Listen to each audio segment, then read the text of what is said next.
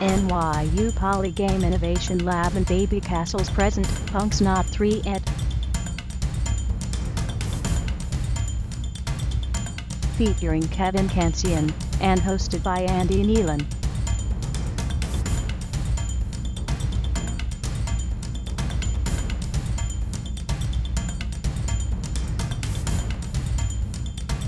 I'm probably going to apologize for several things as I'm talking. The first thing I have to apologize for is the stupid title of this talk.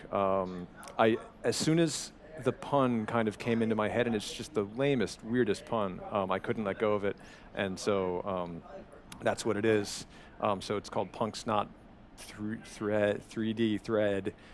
If you leave out the E and then stick the D on the end, it sounds like Punk's Not Dead, which was the Exploited's debut album in 1981. It's more famous as a motto that you see on stickers frequently or used to see on stickers in high school lockers and skateboards and so on the backs of patches. So yeah, that's my dumb title, and that's my dumb pun. And pun is kind of like punk. It shares some of the letters, and it is abrasive and for old people. So me, as Andy said, I've been making games for about 13 or 14 years. I've been making digital media stuff for a few years longer than that. And what got me into that really was making games. I just didn't really quite understand at the time that I could somehow get away with making games. My first real game that I think was kind of an actual game and not just a crappy demo or experiment was a mod that I made with my friend Peter Ginsberg back in 1999 for Half-Life called Science and Industry. So that was that.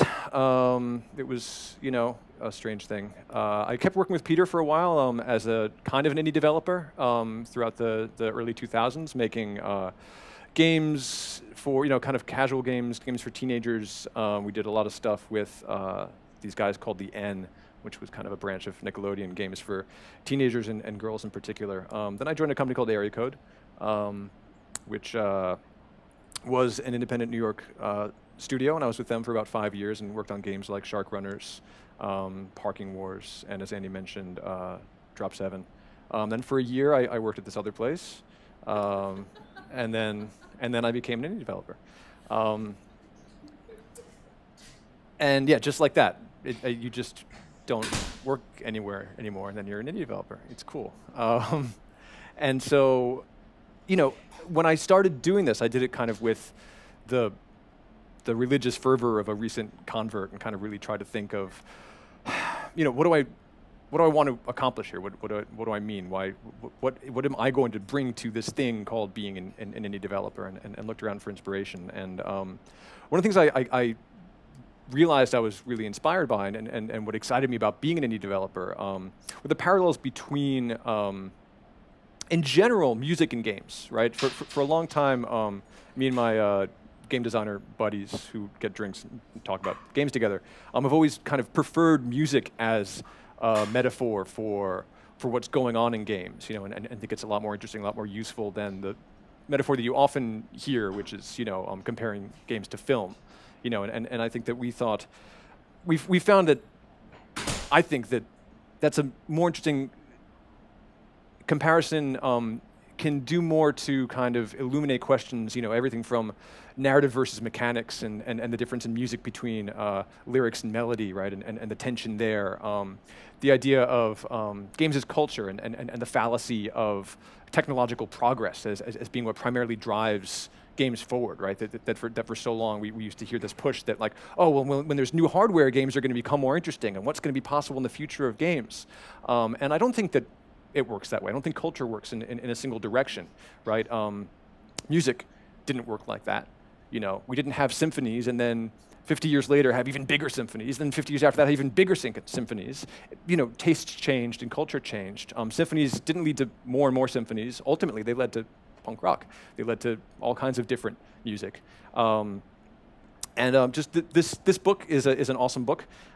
Is a really amazing document of the American indie music scene from 1981 to 1991. And a lot of just amazing stories in there and amazing parallels to, I think, this moment that we are experiencing right now in this independent game movement. And so, yeah, that's particularly where I kind of found inspiration, sort of in terms of what I wanted to do and how I want to try to do it. I got hooked up with these Hookshot Inc. guys, these nice writers who run a blog over in the UK and have been trying to, on a regular basis, but failing at that part, write a column for these guys, sort of my thoughts on being a kind of relatively recent convert to being an indie developer, and I often kind of draw parallels to music and that sort of thing.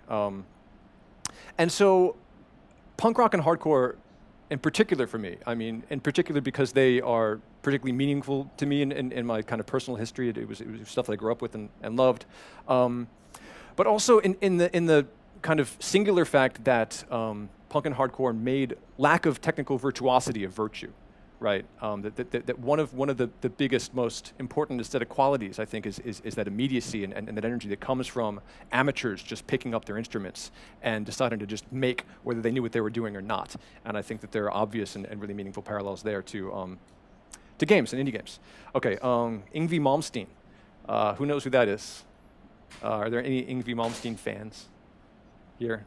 Okay, so Yngwie Malmsteen is a Swedish guitar virtuoso.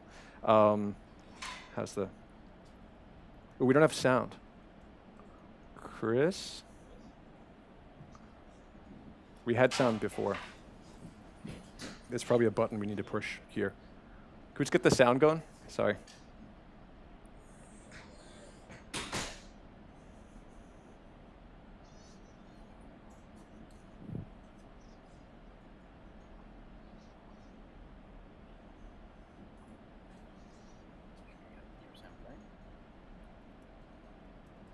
No?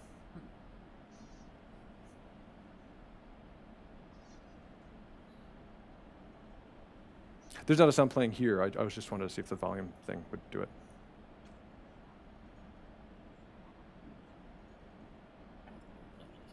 No, I'm not playing any sound yet. Do you think it'll just work?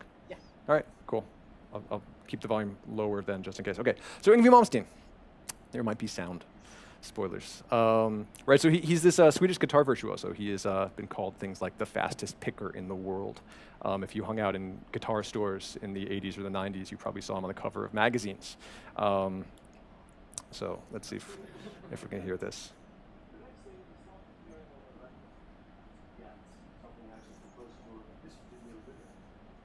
And I have dubbed it Arpeggios from Hell. And the reason for this is because it has the most extreme arpeggios that I've come up with in a lot of options. A lot of different levels. Very hard to explain. Anyway, here it is. Arpeggios from Hell.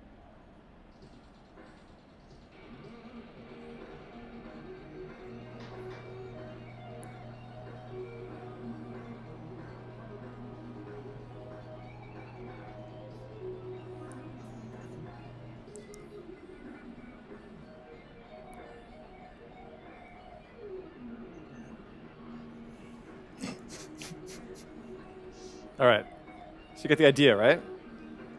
So Yngwie Malmsteen is good at the guitar, right? He's arguably bad at music, though, right? This is not punk rock. This is not music that I like. When I look at this, I see Arpeggios from Hell sometimes, right? You know, here's a full res crop from a different screenshot, but of the same character from Crysis 3. Right, just like when I look at that carbon fiber, for some reason that carbon fiber always drives me crazy. You know, it's like you just think about the resources that are spent and the normal maps and all of that stuff that goes into making that happen, and I don't care. You know, I don't care.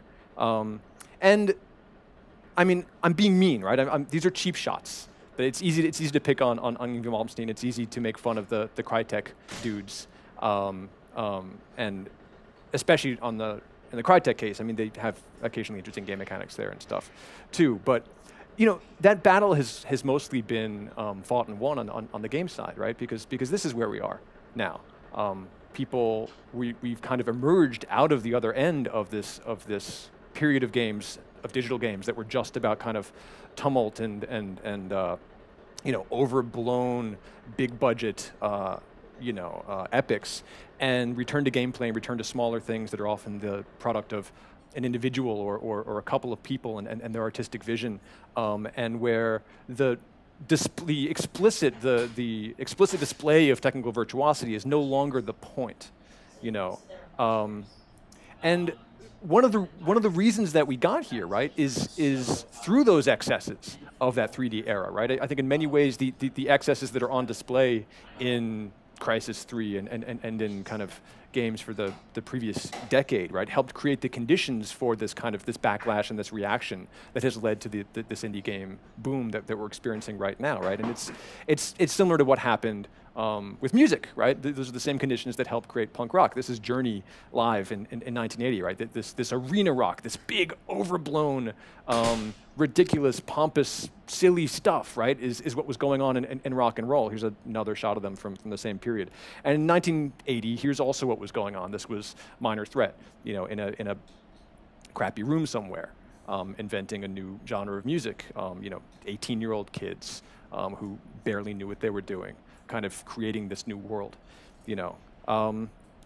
So, okay, that takes me back to the origin of today's topic. That was the intro part, kind of how I like to look at some of these things. Where the topic came from was I was talking to Andy one night and talking about one of the projects that I was currently working on and what I was contending with and struggling with, and Andy just kind of expressed surprise that I was working in 3D on what was to be, or maybe what still is to be, my first commercial project as an indie. You know, and I kind of answered him and explained why I thought I wasn't crazy. My wife said, "This is a great idea for your next column," and Andy thought it was a great idea for a talk. So that's why I'm giving the talk, right? And so I never really asked Andy why he was surprised, right? So, and I still haven't, and so I'm going to kind of maybe put words in your mouth or possibly just try to look at that from a couple of different angles. It might be this, right? But so this, I put this word in the description of the of this talk, and a lot of people commented on it. You know, I describe myself as a mediocre programmer, and I guess I should explain what I mean there, and kind of give you some context for how I approach these things and what I mean. So I'm an entirely self-taught programmer. Everything I do professionally, everything I've done professionally is something that I kind of learned on my own, and I tend to approach things in a very, especially, you know, technological things, maybe everything, in a very like workman-like manner. I prefer things that are sort of, you know, readily available and ubiquitous. I prefer things fast over things complex and that sort of thing. And particularly when it comes to, you know, 3D technology, this is hard stuff. I don't know quaternions, right? I'm not good at linear algebra. You know, the idea of writing shaders from scratch is still intimidating to me, right? So if I'm interpreting part of Andy's surprise correctly, you know, it's a good question. What the hell am I doing here? You know, 3D is the realm of programming virtuosos, right? Like John Carmack. You know, so that's one possible explanation behind the surprise that Andy was expressing. That is it strange that me, a solo indie developer, am taking on this crazy task of trying to build 3D games on my own? So if we set that aside, or even if it's still true, but put it to one side, the other reason why it might be surprising, and this is the thing that kind of surprised me as well, and that I still have some doubt about, right? Which is that, like, is the idea of working in 3D games, does that make me kind of a sellout? Like, is there something sort of inherently un-indie about that? You know, when I sat down and started kind of teaching myself Unity and experimenting with this stuff, I kept second-guessing myself and wondering, why am I not working in something cooler and more punk rock and underground, like open frameworks like Zach Gage does, you know, or Game Maker, like all those cool kids who make all those awesome games, right? And yeah, so why not? So yeah, why is making a 3D game by yourself not a stupid idea? Is I guess the question that I should try to answer here. So this thing about me being a mediocre programmer, or at least not entirely qualified, arguably, to be making 3D games on my own, is about my limitations, right? The limits of my skills. You know, I'm limited in this stuff. I'm limited by my skills, by the game engine someone else wrote, and especially since I'm trying to create it all by myself, by my meager artistic talents, right? So that's bad news. But limits are awesome, right? Because limits are also constraints, and constraints are one of the best tricks that we know about how to spur creativity, right? And when one of your limits is technical skill, you get punk rock, right? That's, so you know, it's the idea that these guys used, and maybe I can use, maybe we can use, our technical limitations to actually mold the aesthetic experience in a new, better, different direction with, you know, this awesome combination of intent and happenstance that occurs when you just kind of pick up your guitar and start to play, right? So, yeah, one of the big challenges of working in 3D is making assets. I stink at 3D modeling. I had never used Blender before when I started working on my first Unity game that I released. I couldn't figure out how to make UV mapping work, especially in the schedule I was working on in Blender at the time. And I didn't feel like making or have really the 2D art skills to make nice texture maps. So I just used flat-shaded, untextured polygons. And I came up with a look that I liked. This is the enemy from my game Plusgun. And here's sort of how Plusgun came out looking. And I'm pretty into the way this looks. I'm pretty proud of the way that it looked. And it's entirely born of the things that I couldn't do.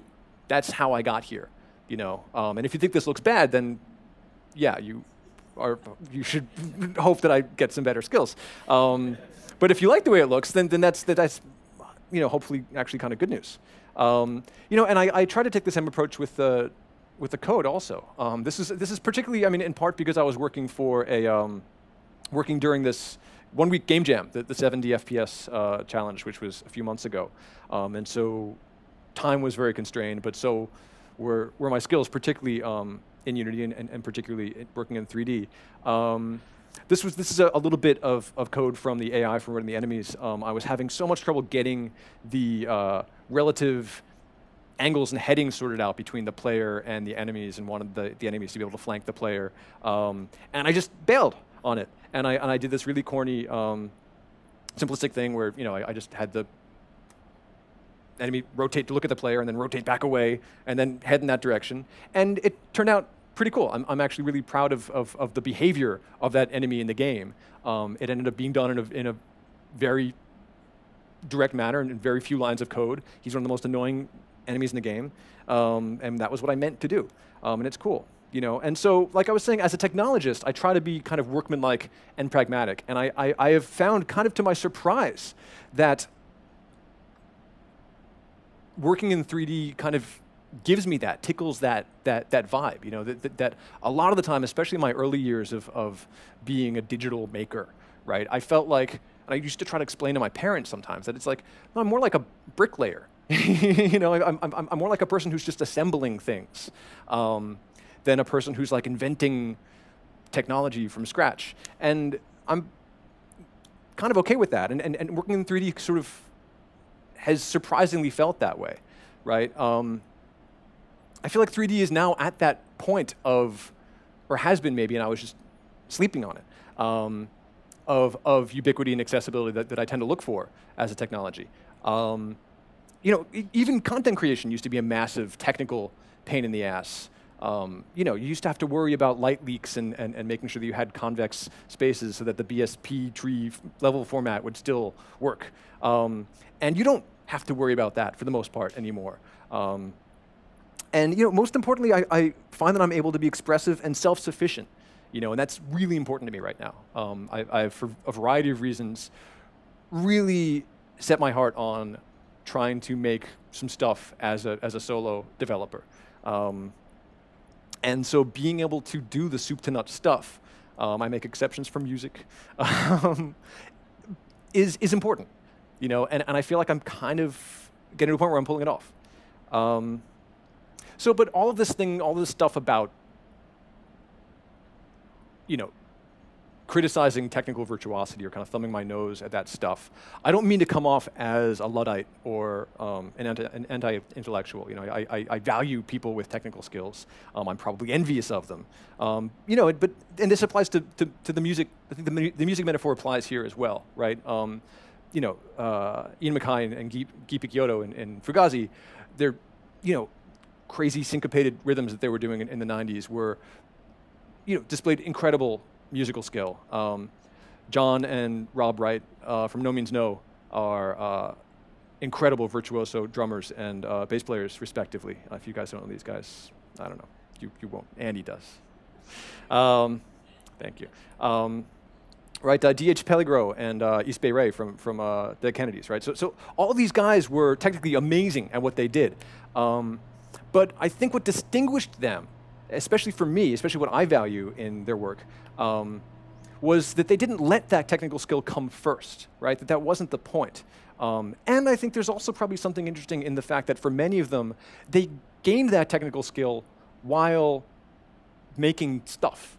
You know, they didn't go to school, most of them, for years and then say, okay, now I'm ready to start a punk rock band. They started when they sucked at guitar and then got really good at it in the process.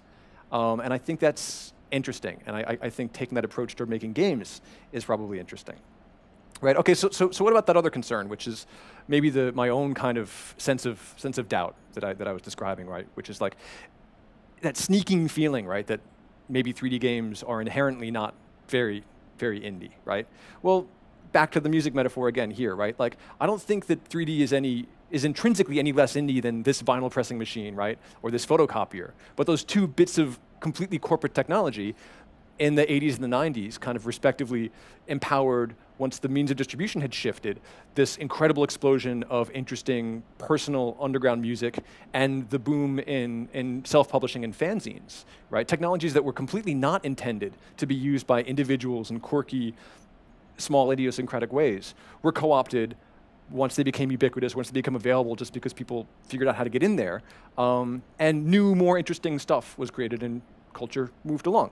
And I think the same thing is clearly happening right now in games, has been happening in indie games for a while. I think that arguably we're maybe set for seeing some new, even more different, more interesting stuff happen as more indie game developers kind of embrace 3D technology.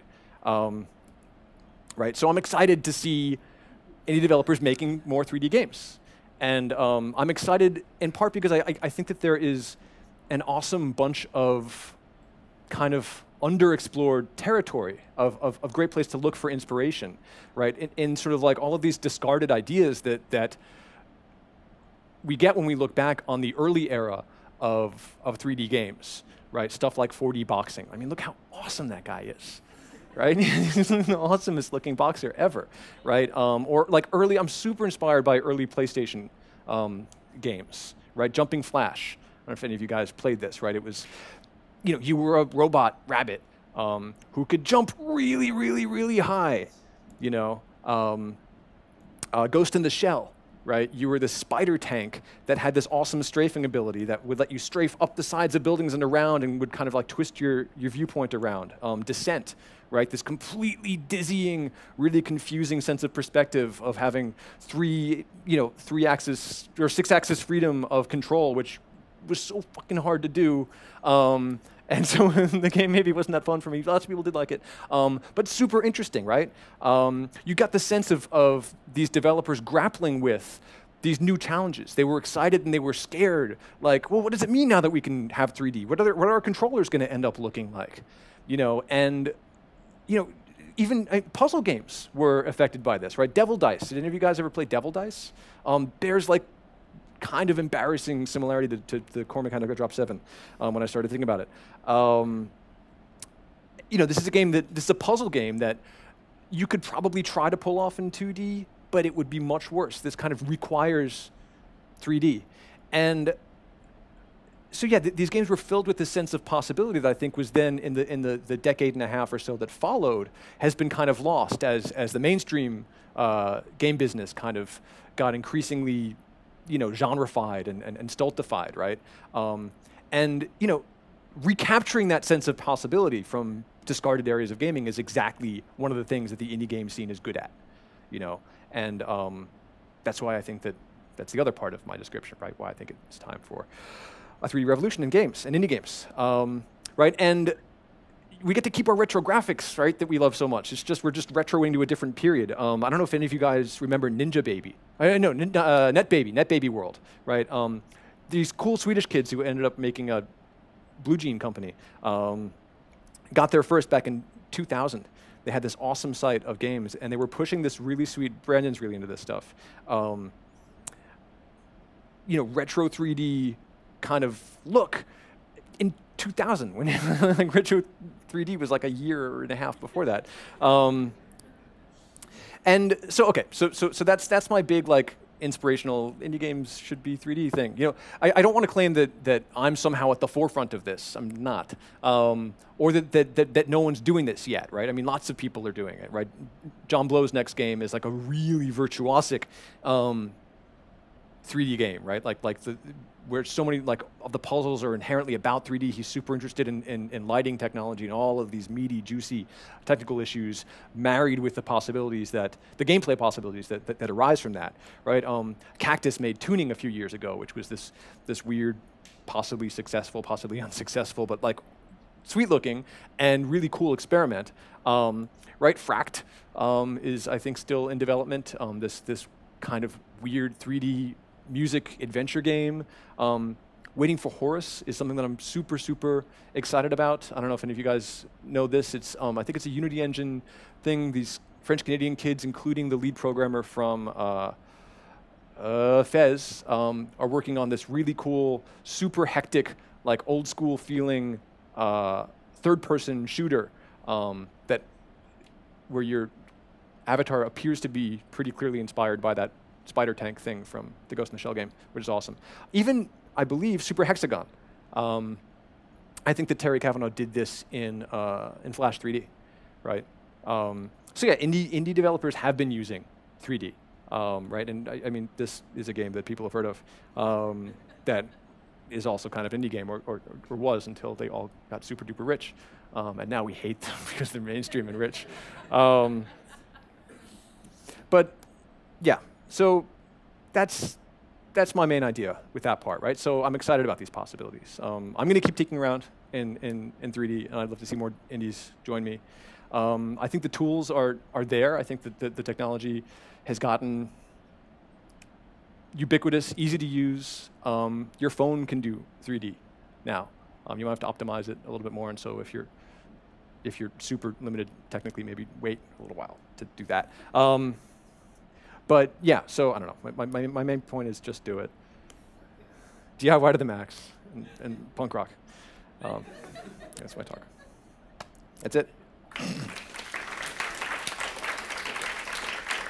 I still think that there's a difference between using technology and inventing technology, right? And I think that when I characterize myself as a mediocre programmer or a mediocre technologist, I think that it's because I feel like I very rarely create technology. I very rarely invent new tech. I invent new stuff, I make new things, but it's mostly by assembling things. And you're absolutely right that I probably have over the years, I mean, I've been doing this for a pretty long time. I'm super old. I got to be. You do slightly. We're both very, very old. It's big trouble. That I've developed a set of pretty good instincts that help me figure my way through things, right? Like just like you're saying, learning, having good habits and knowing how to know things is a really useful skill, but I think that that's never going to get me to John Carmack. That's never going to get me to writing an awesome Radiosity renderer or whatever it is that John Blow is doing from scratch for Witness. Like so I need to draw the line between what I hope to do in my projects, and I need to draw the line between what I can do and what I hope to, whatever. You know that John Blow hired an awesome Radiosity programmer, right? I didn't know that. So there you have the I knew he was a sellout, that guy. because what he's doing is essentially what you're describing right now. I mean, he is obviously a very good programmer, Right. and an amazing game designer, but he's not doing the Radiosity himself because I'm not saying he couldn't. He can probably do it. Right. There's so much time in the day. Yeah, that is definitely true. Like if you want to get your, and he's already been working on For Witness 3 years. for 2 years, 2 or 3, years, something, and yeah. he said it's going to come out this year, and we don't know, and I really doubt it, but who Yeah. like could happen. But no, I don't think. I think in that case, he's also like he's not making all the technology himself.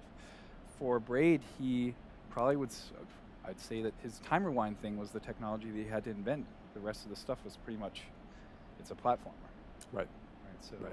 So just because you, anyway, whatever. I shouldn't. No, look, if this is a self-help group, and I'm no, telling you seriously, that- if I walk out of here feeling better about myself, that's so. I'm not going to be Let it all disappointed.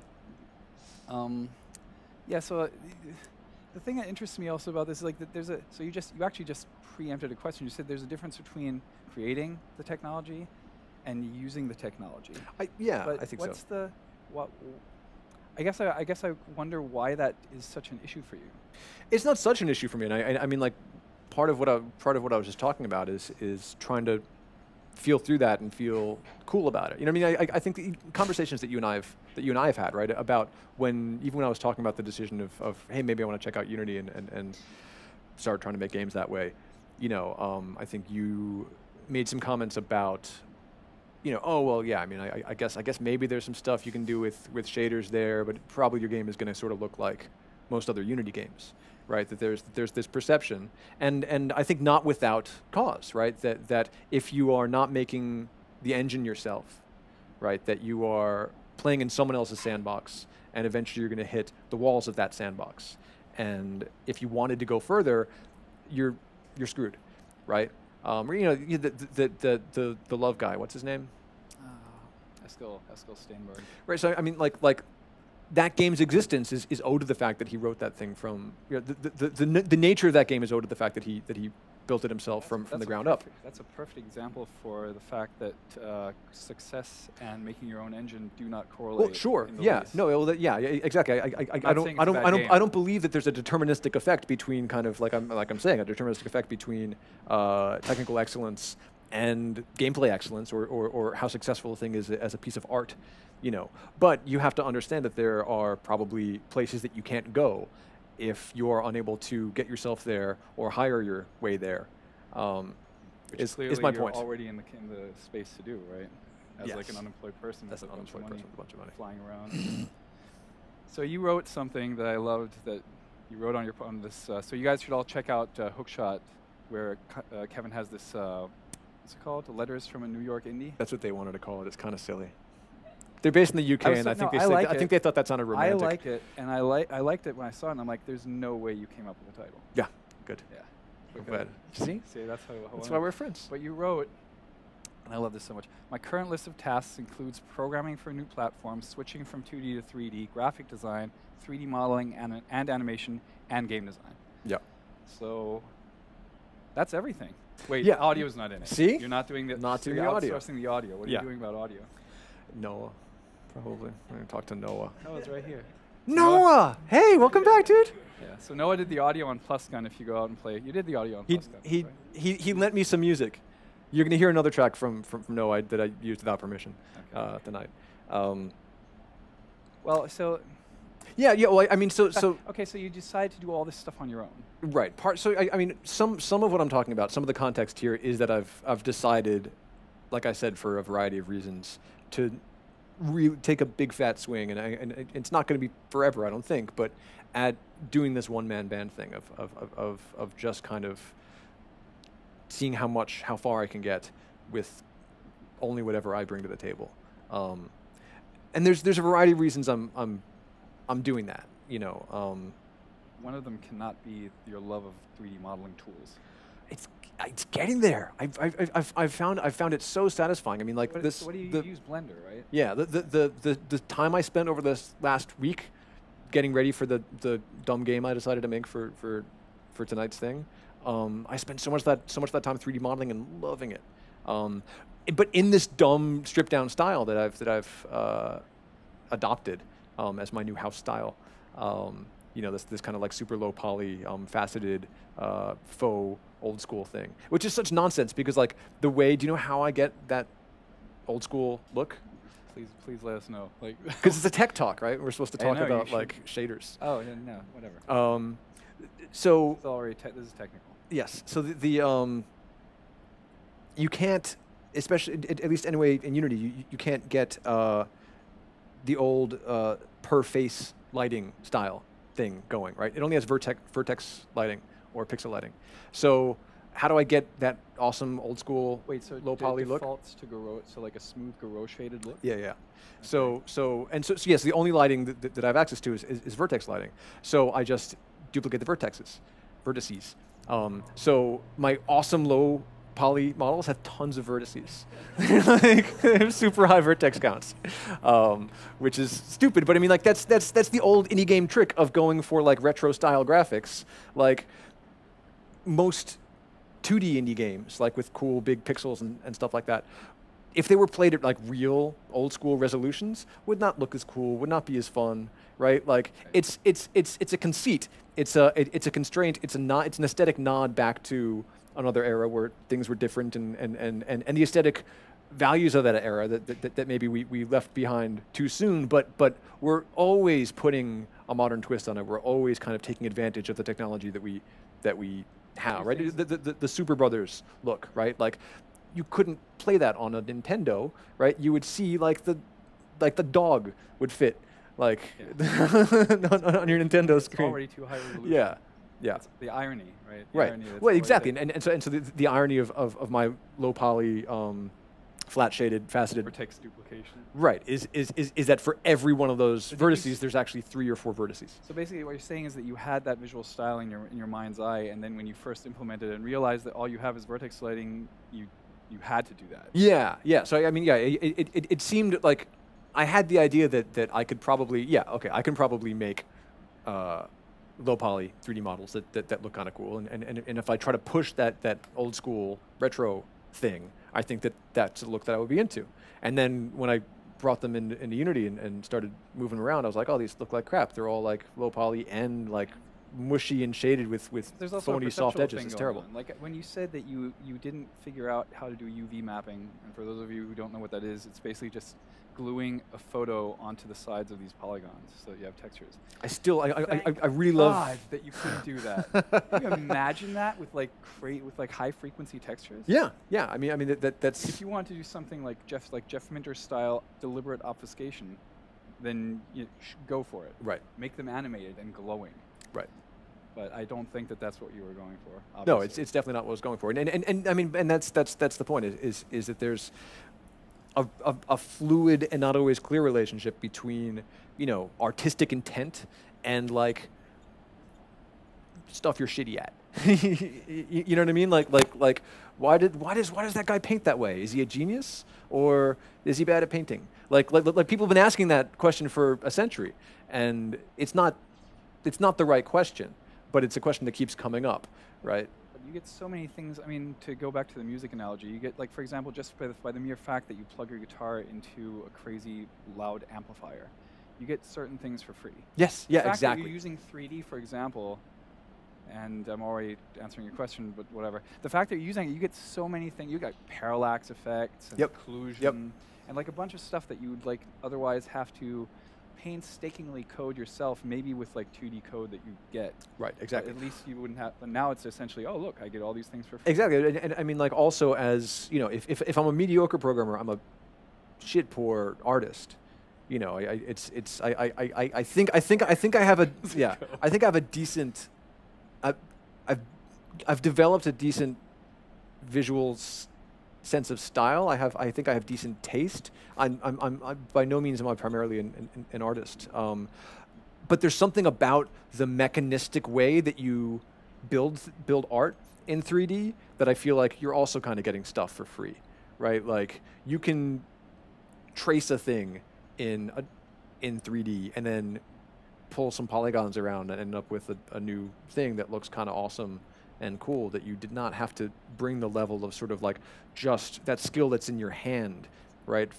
That you need to be a good 2D artist. Have you seen the the Jason Mitchell paper on the silhouettes of the. I mean, you're a big. So Kevin's a huge Team Fortress player. That's true. Have you ever seen the paper? There's No. a paper on how they designed the characters with respect to the so that you could recognize them by their silhouettes. I've heard them talk about that stuff, Yeah. and then they add lots of hats. And they had lots of. This paper was written pre-hats. Right. Exactly. Jason was, I think he was at ATI or at NVIDIA, I forget where, but yeah, they went through like a bunch of efforts to make sure that silhouettes were like. Was that a thing for you? Recognizability, In PlusGun, yeah. Yeah. I mean. like by shape or by color or both, or like Yeah, were both. Were these all like conscious? Were these conscious? Yeah. things? Yeah. I mean, that's pretty obvious stuff, right? Your guys should look different if they do Oh, different things. It's obvious to me. I just want. Well, nothing is obvious. First of all, you might have just done that and it just came out of like. You just I like Right. green. That's true. Right? But when I played it, I realized that it was very clear by shape, size, color, all these cues, and the fact that they're flat shaded. It was very obvious to me, even when something was far off in the distance and only occupying maybe 4x4 pixels, it was always known to me what it is. Right. I always had this full recognition. So aside of the fact that you get those things for free, the reason I warned people about 3D, so this is all true. I didn't think you're an idiot. Maybe. I thought you're challenging yourself because you have this whole camera control issue. Yeah. Right? That is the Yeah, the camera's the worst. If there's one thing that students in game design underestimate by far the most when they're like, hey, I'm going to make a 3D game. Right. And I'm like, first thing I ask is, are you making a 3D game, or is it 3D rendered and 2D gameplay? Yeah. Because then you can have like just a panning camera that just moves in one plane and looks Yeah. at everything. Well, and that's why first-person shooters are still, I think, they are the kind of most essential form of 3D game, right? They're this primordial form, and I think Well, because you have full control. because you are the camera, right? The player is the camera. Like oh, how's the camera going to work? I don't know. Let's ask the player. I don't even mean this in like the technology sense of implementing the camera, because I'm assuming, or not even assuming, I did it myself before, that the camera kind of comes for free, technology-wise, Right. in Unity 3D. So we'll get to that in a second. But the You mean control- as far as like translating from 3D to screen space, like it Yeah, will no, I mean act what as a I camera. Mean, what I mean are two things. A, because you said content creation is sort of a cool thing now for you. Have you ever played, which was it, Super Paper Mario? The one where you Yes. could flip between 2D Yes. and 3D. As soon as you flipped into 3D, you were in this like barren wasteland. Yeah, Because yeah. There's they nothing did there. Nothing in the third dimension, which is kind of a hard thing. But in that game, of course, everything was like explicitly created, and you have this, of course, thing with procedural content. But On my other project, yeah. well, okay. When I say procedural, Yeah, I content, guess that's mean kind of true. Yeah. you are spawning enemies At random, and you're, yeah. and you're putting I them feel in. like that's a so essentially- procedural content in PlusGun is like a really highfalutin way to say that the enemies spawn at random. You know. Okay, so would you say It is then- procedural content, So, though. okay, so Geometry Wars in your mind's eye is not really procedural content. That's a good question. No. Next question. Interesting. So no. I want to drill down on this. So just from a game design perspective, where do you draw the line? So if you were, let's say you were generating your shapes by code. I think, well, I guess I feel like procedural content, and this is just a dumb semantic argument, but I feel like procedural content is, I usually associate that more with building worlds, you know, that I feel like procedural gameplay, right, that is the emergent result of a bunch of like overlapping things that might have happened at random, right, which is definitely what you get in Geometry Wars. Feels less to me like procedural content in the way that Minecraft is about procedural content, or even roguelikes are about procedural content, where you are kind of using a bunch of rules to create this game space. But it's a fine line, and So I think you could it's a argue fine either line way. because of the fact that, and I know it's a stupid argument to have. We'll get over it in a Well, second. but- it's just but- you and me. It's fine. We'll do Well, this as long yeah, as we it's want. just sure. There's no one else in the room. Let's go drink. The fact that you have this emergent behavior that, well, stuff spawns and then you play it and you kill everything, but other people don't, and they get an entirely different experience because of that.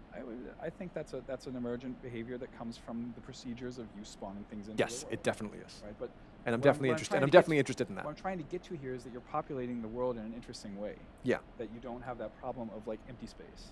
Right. And no, yet you do a little bit. Well, yeah. I mean, you're completely right. Yeah, I do. And then, I mean, part of my point about bringing indie aesthetics to 3D games, right? I mean, part of what makes 3D games hard and expensive to create is that content creation question, right? What you're talking about with that you saw in Paper Mario, right? They, recreating the real world over and over and over again, right? At all of these people's desks in Maya is expensive and time consuming, right? I don't remember why I was talking about this the other day, but I mean, I was thinking the other day about how many times do you think a human being has, in the past decade, has sat down and modeled an M4 machine gun? Like the same gun, right? Like, how many times has someone had to sit in front of a 3D program and be like, oh, today I'm going to make that same gun that's in every single game, right? This one's going to have a camo texture. This one, their polygon budget is higher, so this one's going to have like a little bit of like surgical tape wrapped around where the flashlight's connected because it's going to look real like Spec Ops. Like, that must be the highest turnaround of a job in the games industry. yeah, it probably is. Like, you but come in and you're like, yeah. But right, but that's so much of what goes into creating 3D games. And I think if you head that off at the pass and you say, screw it, my polygon budget per enemy is 300 polygons. It's 8,000 vertices, but it's only 300 polygons. Then I feel like you can as an indie create a bunch more stuff if you embrace that kind of, right? That aesthetic is also a way to solve that problem. I actually had in my top 10, my list of top 10 most hated jobs, one of them was making the masks for Resident Evil. You know that? You remember that? Resident Evil 4, that you could pick up masks. And then when you went into the menu and you looked at these masks, they were intricate, like crazy. I definitely don't remember that. that. They had zero gameplay, nothing. I was just like, who does this? That was the one where you were killing Spaniards, right? Yeah. So here's a question, and after that I'm probably going to hand it off to the audience. And I say this because it's kind of similar for me, but I struggle with it. How come something like Crysis, like why is it that bothers you? Why does it just like, oh, that's cool, I guess? I do feel that way. I do feel like, oh, that's cool, I guess. Except you're right. So part of it bothers me. I mean, see my previous answer about modeling machine guns, right? But you're not doing it, so that might and mind you, I'm saying because I feel like it's wasted potential. I feel like you have, and I don't feel like this. I don't feel this strongly. People should do what they want. I'm a cool dude, right? Go do whatever. Just highly critical. I'm super judgmental. Do whatever you want, but I'm going to be watching and judging the whole time. But yeah, I guess to a certain extent, I feel like there's a bit of wasted potential in there, that this pursuit of greater and greater fidelity, that there's diminishing returns there, and that when it's not, how much more expensive is Crysis 3 to make than Crysis 1 or than Quake 3 or than, a lot more. Right, a lot more. It's like an order or two of magnitude more. And how much more funner is it? Not an order of magnitude. Not an order of magnitude. Oh, no, but still, like, I mean, as a graphics person, it's still like there's still something in there. Oh yeah, it's still sort of nice to look at, but like if I'm saying if I were president of games, right? Yeah, Crytek, you mean, or no, just, of the United States of America. President of game, you're going to get that T-shirt now. Well, the Crytek guys would be out of my jurisdiction because they are in Germany.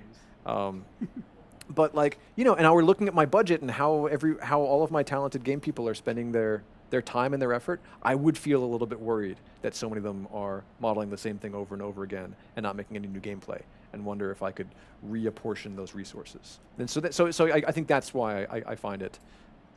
That's why it bothers me. That's the way in which it bothers me. It bothers me for similar reasons. The way I resolve it is just by saying someone's going to do this anyway. Like, essentially, someone is always going to see how far can I push technology. Just like if you look at stuff like Oculus Rift and new like headsets, and suddenly VR is coming back, and Zach saw it at PAX and he said it's amazing. Yeah. I was like, wow, okay, I guess we have to. I guess we can't pass this by and have to check out the technology. But yeah, it irks me to the extent where people are just it's just like it's the best thing ever. This is what we have to do.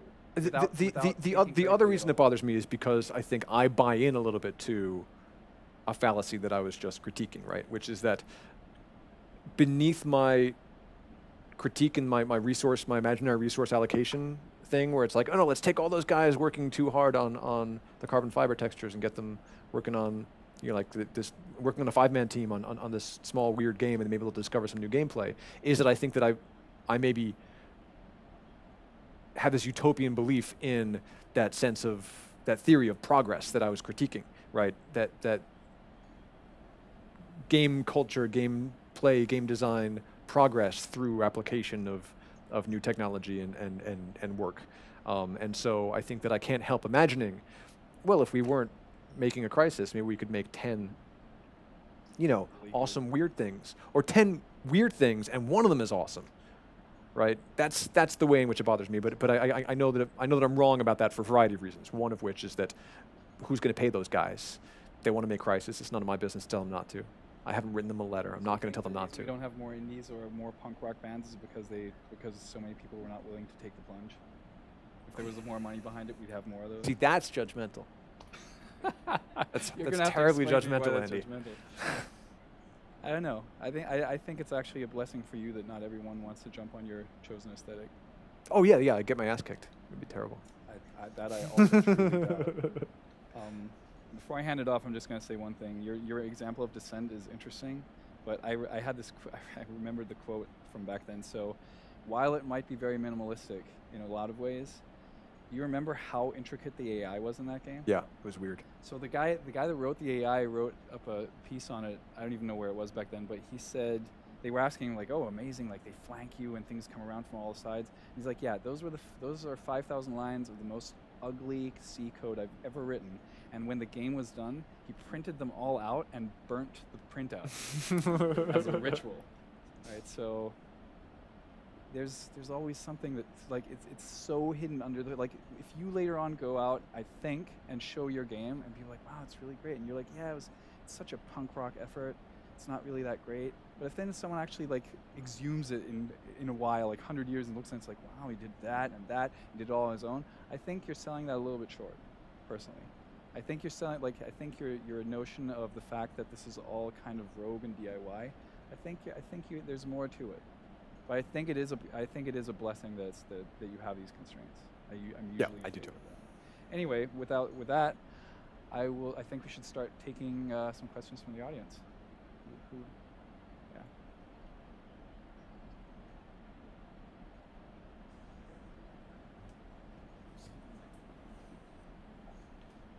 Talk? No?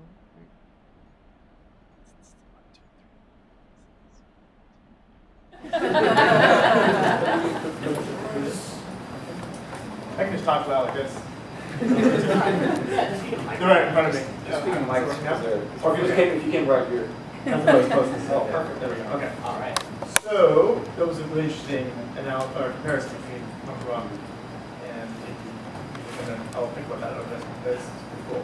But one of the things I was thinking was that the consumers of punk rock music are also different than the consumers of arena rock.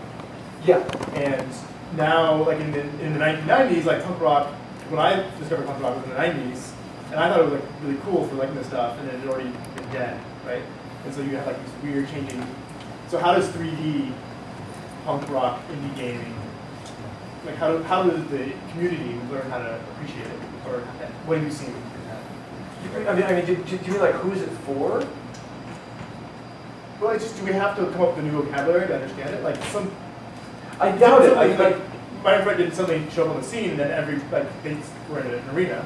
It was like Right. there were just like 40 people in that. Yeah, they lived in kind of obscurity for a long time until 10 or 15 years later when it was lucky to get their records. But they created this amazing scene, and if you were around that,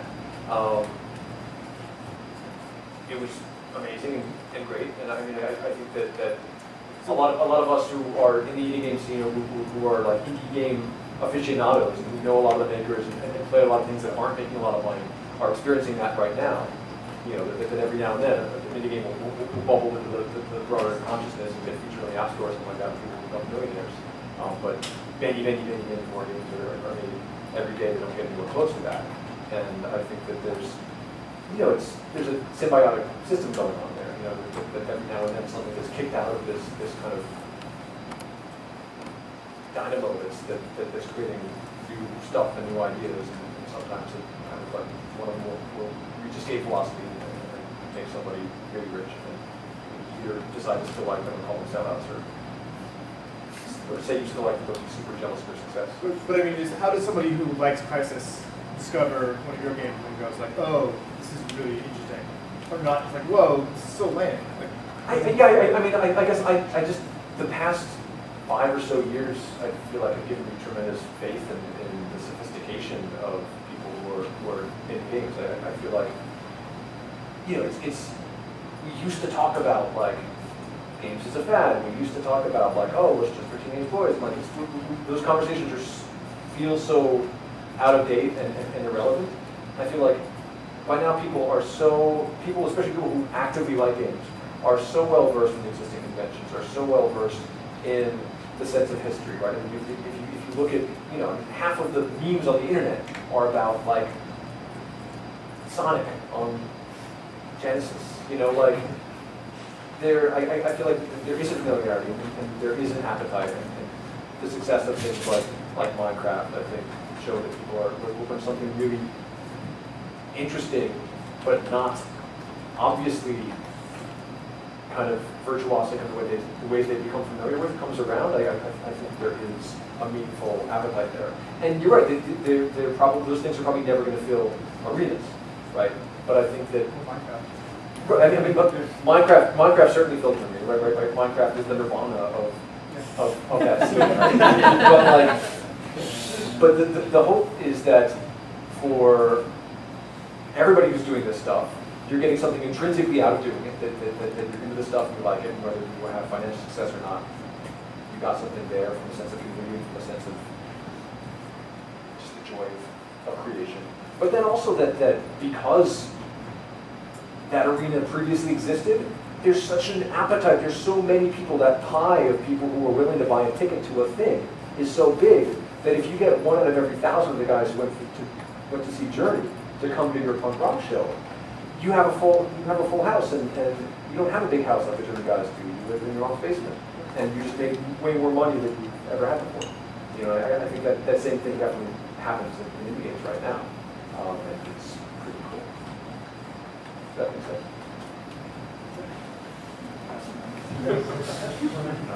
Sasso.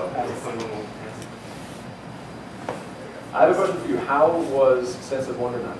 We'll talk about that later. No Sasso. No, we're talking about Kevin Cantor. Indie game creator. No, come on. Just 1 second. Just got back. The creator of Ball just got back from Tokyo, where his game was featured in the Tokyo Game Show Sense of Wonder Night. It was great. It's quite an honor. All right, so I have a follow-up kind of to Aaron's question, actually. It's perfect. On a podcast a while back, yeah, I remember... Was this a gotcha question? Maybe. I'm paraphrasing here, but you said something that I really related to at the time, which was, I guess you said that this wasn't the case when you were really into music, probably the kind of music that we're talking about today, but in terms of creating games, you were really wanted people to play them in a way that like you didn't care if people listened to certain kinds of music, because because like people playing your game brings it to life in a certain way that isn't really relevant with like kind of underground subculture music. And I thought that was, I kind of feel the same way. Like I made music for a long time, and I kind of didn't really care. I wasn't really super interested into kind of not pandering, but like making it very approachable and like listenable. Kind of want to just do whatever I wanted. But when I'm making a game, it's important to me that people can play it and can engage with it. So I do find myself making concessions and making things kind of clear and readable. And so I guess my question to you is, do you still feel that way? Do you still, now that you're making games on your own, is it still important to you? I think you have a good point. That was a really smart thing I said. No, it's a really strange distinction. I agree that it is a really good, it builds well on what Aaron was asking. I think that I felt terrible when I realized that PlusGun wasn't, the weird first-person shooter experimental thing that I made for that 7-day FPS challenge, that it wasn't magically going to become this weird underground phenomenon, and that I wasn't going to have to buy a new server to host it on and stuff like that, and that I wasn't going to become famous for making this kind of like strange underground masterpiece. When that dawned on me, I felt terrible. I felt like a massive failure. And I think that there is, I mean, it depends in part on your intent that you have when you create something. Probably, if you say, "Well, I'm going to make something. It's not for everyone. It's a weird underground thing," and I definitely tried to approach PlusCon and my other stuff that way. But yeah, the thing that you bring up, and apparently the point that I made, I think is interesting because there's something about games. Because games on their own, like as an inert thing, are basically meaningless until a person interacts with them. I feel like there's a weird bit of proof in the amount of interaction you get from a game, right? And it's completely fallacious. It's completely naive to assume that a good game is going to be successful in terms of numbers of people who played it or how much money you make, right? It's completely wrong. There's so many other factors that go into it. But yeah, everything I make, I would love lots and lots of people to like, because if they don't, I'm going to suspect, not that I made a thing that's too weird and too hardcore for them, but that I made a thing that is kind of broken as a system. Because games are like music until they're not.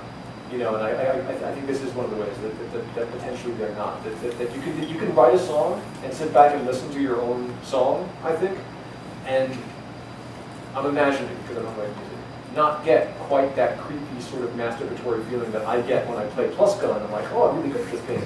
It's pretty fun.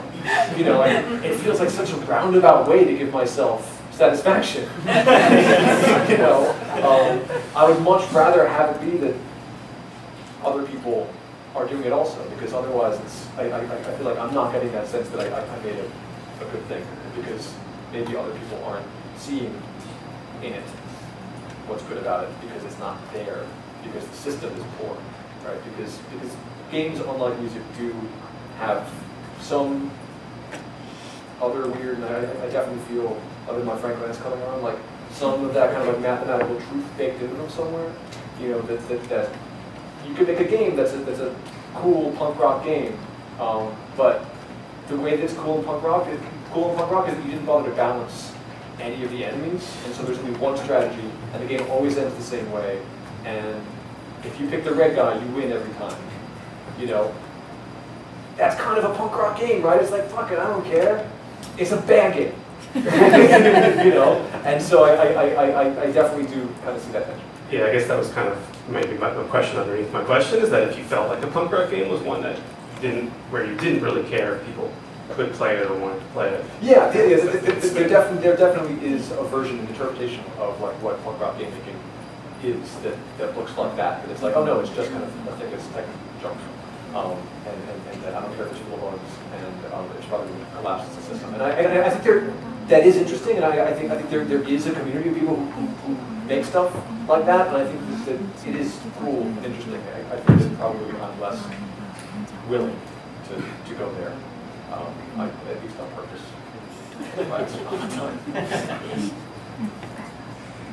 Questions over here?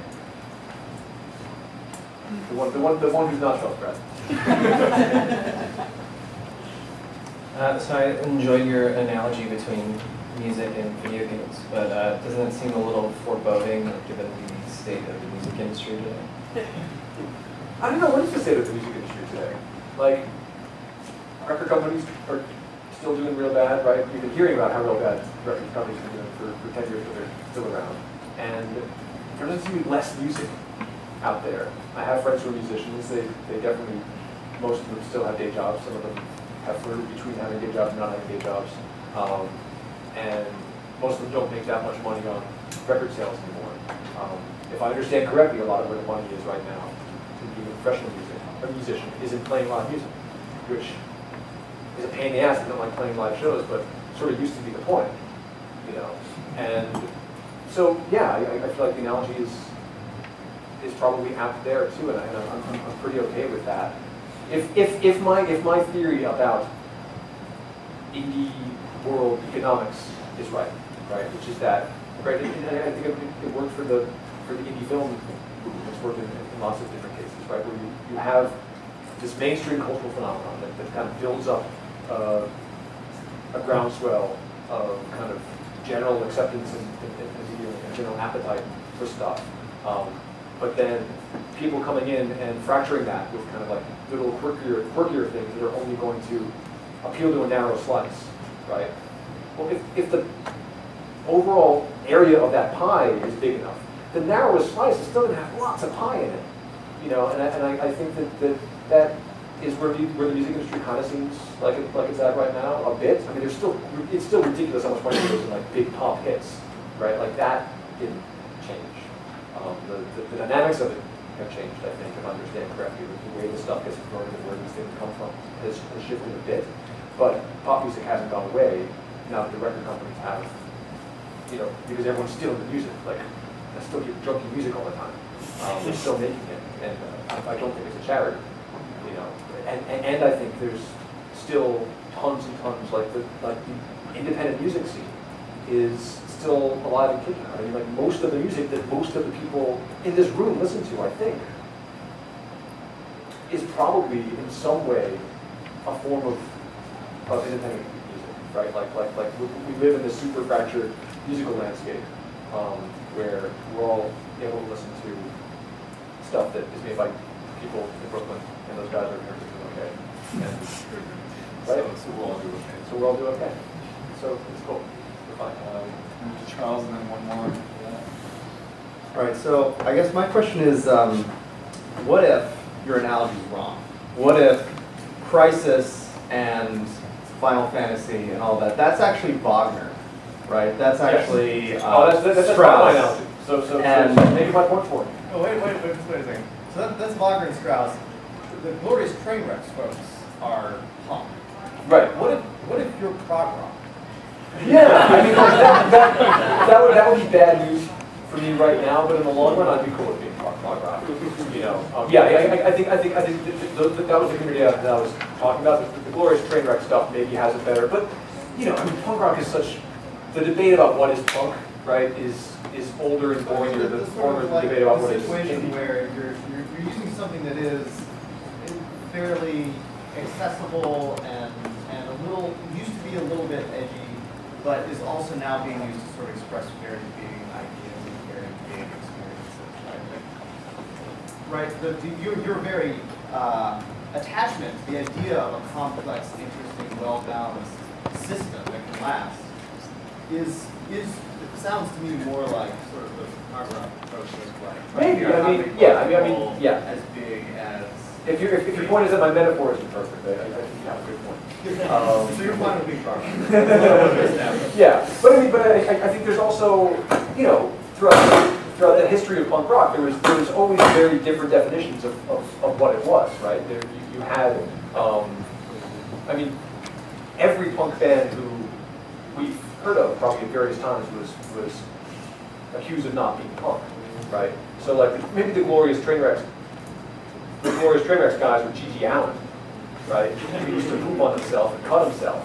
Like, that was super punk rock. It was also horrible. And, you know, I'm more like the Descendants, you know, which is like, they're making sappy love songs and catchy hooks and stuff. I'm not that good. But anyway, yeah, I could be prog rock. I don't think I'm smart enough for prog rock.